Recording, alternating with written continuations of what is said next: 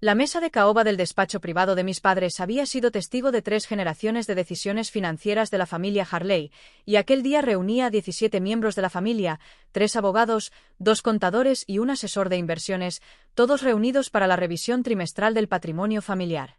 Mi asiento estaba al fondo, cerca de la puerta, el lugar reservado tradicionalmente para quienes no tenían voz ni peso en las decisiones, y durante 12 años había ocupado exactamente ese mismo sitio. Comencemos, dijo mi padre Robert Harley III, patriarca de un imperio construido sobre farmacéuticas e inmobiliarias, mientras repartía carpetas de cuero con el escudo familiar, recordando que este tipo de decisiones no se basaban en emociones sino en disciplina e inteligencia, y su mirada apenas se posó en mí como recordatorio silencioso de mi lugar. Mi madre Patricia Harley, con precisión quirúrgica, presentó al asesor externo Marcus Wellington de Prestige Capital Management, quien expuso que el portafolio familiar de 847 millones necesitaba una reestructuración importante, recomendando salir de tecnología para entrar en farmacéuticas tradicionales, lo que mi hermano James, con su confianza de MBA en Harvard, apoyó sin cuestionar demasiado. Observé en silencio la pantalla. La estrategia estaba desactualizada, basada en supuestos ignorantes del mercado actual, pero no dije nada, porque 12 años me habían enseñado el costo de opinar sin permiso. La reunión avanzó entre intervenciones de tíos y primos que repetían palabras como conservador y prudente, mientras mi opinión seguía sin existir. Entonces mi padre anunció algo que cambió el aire de la sala. Se habían detectado operaciones no autorizadas en las cuentas familiares, pequeñas posiciones que alguien había ejecutado sin permiso. Mi estómago se tensó, porque no eran operaciones irresponsables, sino coberturas estratégicas diseñadas para protegernos de la misma caída que la estrategia de Marcus ignoraba. Mi madre habló con desaprobación, mi primo David lo ridiculizó como si fuera un error amateur, y Marcus lo redujo a trading emocional sin fundamentos, mientras mi padre declaraba que nadie volvería a tomar decisiones sin aprobación del consejo familiar.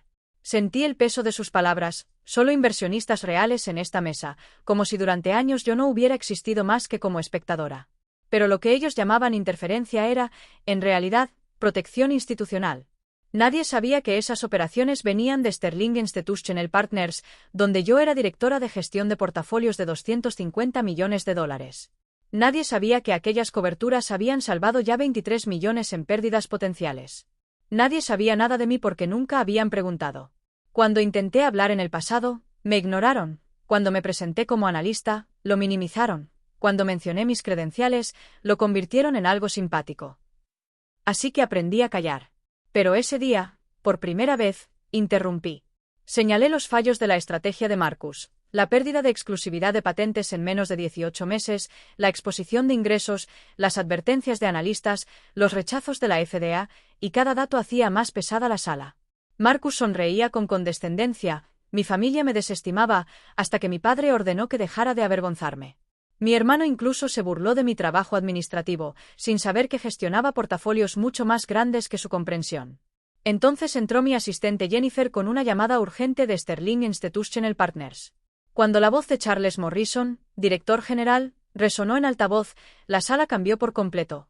Él confirmó que yo era directora de gestión de portafolios, que supervisaba 250 millones en activos institucionales, que tenía un CFA, un máster del MIT y un rendimiento promedio del 23% anual.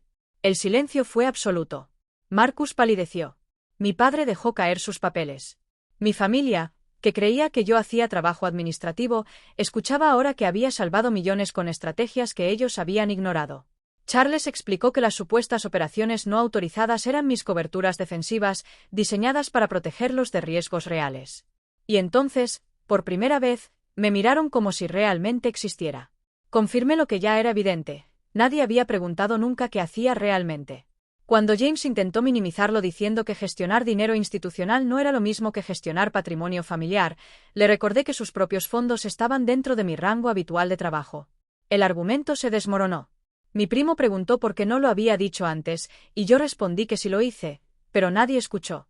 Recordé cómo mi familia redujo mi graduación en el MIT a algo bonito, cómo llamaron hobby a mi CFA, cómo ignoraron mi ascenso, mis publicaciones y mis logros. El dolor no era nuevo, solo finalmente visible.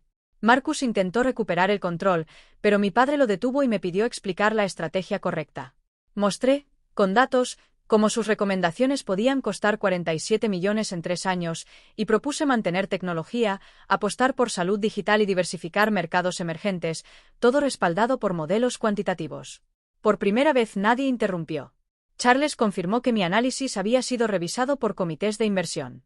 Cuando terminamos, mi tío preguntó cuánto costaría contratarme directamente, pero expliqué que existían límites éticos, aunque podía seguir asesorando a través de Sterling. Entonces se votó. 17 manos apoyaron mi estrategia. Mi padre, derrotado, pidió disculpas, pero le recordé que no bastaba una disculpa tras 12 años de ignorancia. Mi madre admitió que habían sido ciegos. Y yo calculé en voz alta el costo de esa ceguera, 70 millones en oportunidades perdidas por no escucharme. El impacto fue devastador. Finalmente mi padre me ofreció reconocerme públicamente en una gala como directora de portafolios, no como hija invisible sino como profesional. Acepté considerar la propuesta, pero dejé claro que no volvería a sentarme en el asiento de la puerta. O tenía un lugar real en la mesa o no asistiría.